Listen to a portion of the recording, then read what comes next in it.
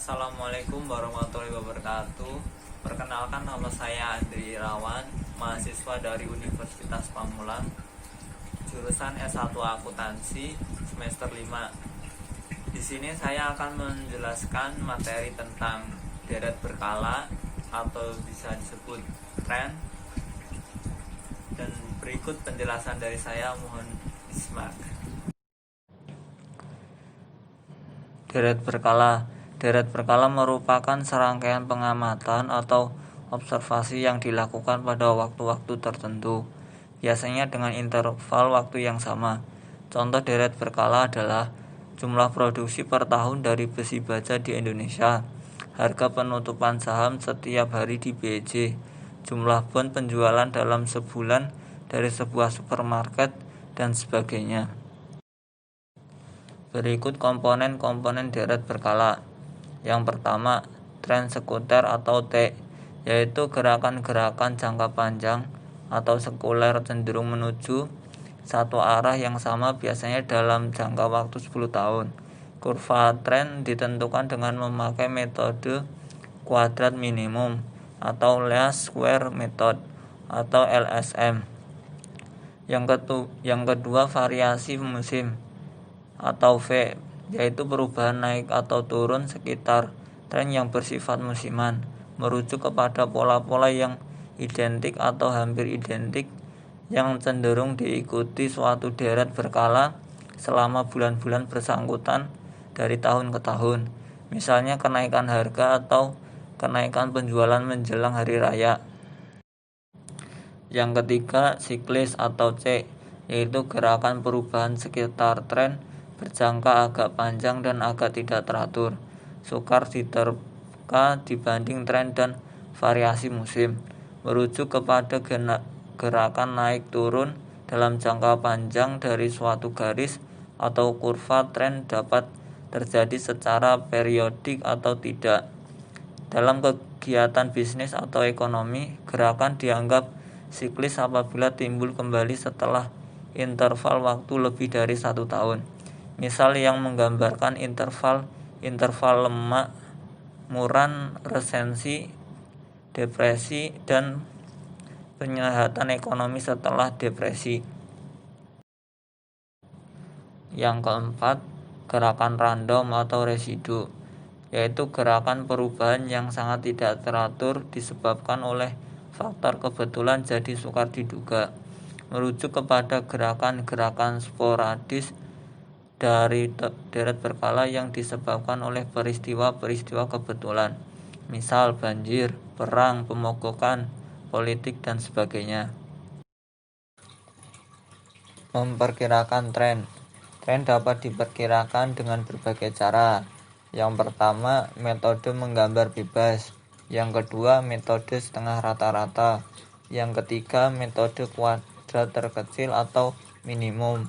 Yang keempat, metode rata-rata bergerak. Di sini saya akan menjelaskan tentang metode kuadrat terkecil dengan titik tengah.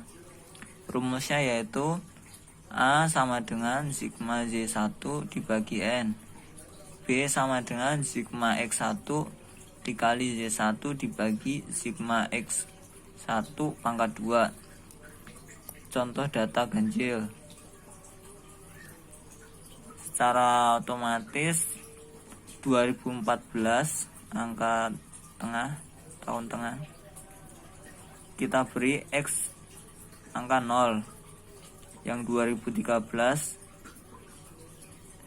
1 min 1, yang 2012 min 2, yang 2015 1, 2016 2.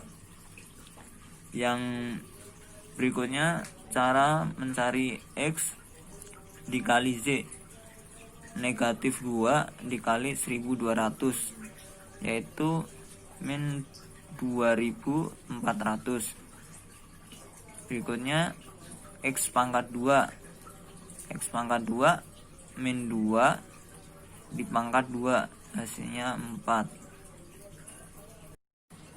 Ya, kira-kira hasilnya seperti ini. Selanjutnya, semisal kita mau mencari perkiraan penjualan 2017.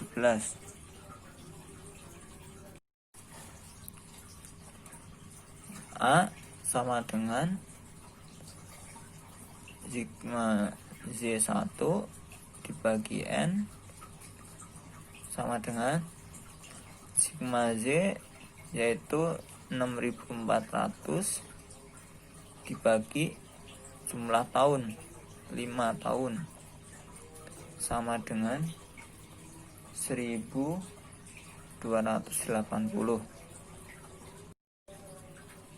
Yang B sama dengan sigma X1 Y1 dibagi sigma X1 pangkat 2 sama dengan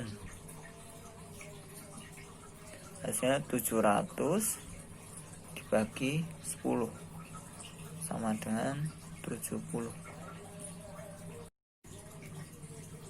Jadi jika dimasukkan dalam rumus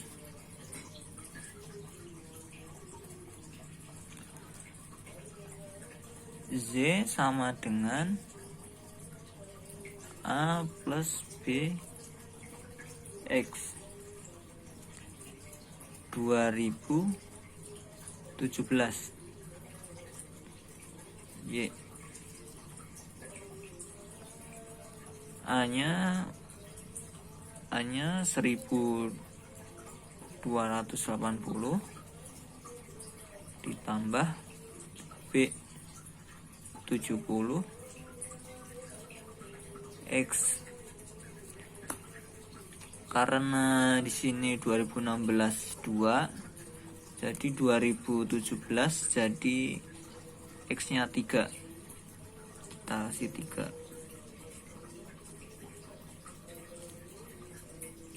Lanjut, Z 2017 sama dengan 1490.